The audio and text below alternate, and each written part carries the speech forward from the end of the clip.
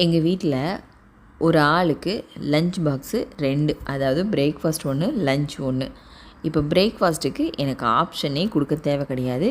கேட்டாலும் ப்ரெட்டை தவிர வேறு எதுவுமே சொல்ல போகிறதில்ல.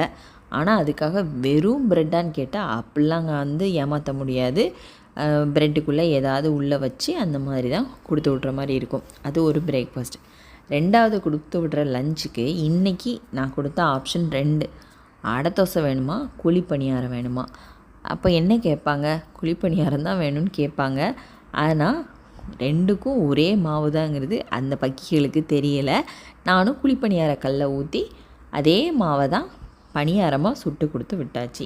அடுத்ததாக எந்த நேரமும் சோறுன்னு கேட்குற ஆளுக்காக உள்ள லஞ்ச் பாக்ஸுக்கு இன்றைக்கி சோறு வச்சு கருணக்கிழங்கு கிரேவி வச்சு கீரை 2 கீரையுமே இருந்தது, சிவப்பு பச்சை. ஏன் விடுவானன்னு சொல்லி 2யும் மிக்ஸ் பண்ணி போட்டு பொரியல் வச்சாச்சு.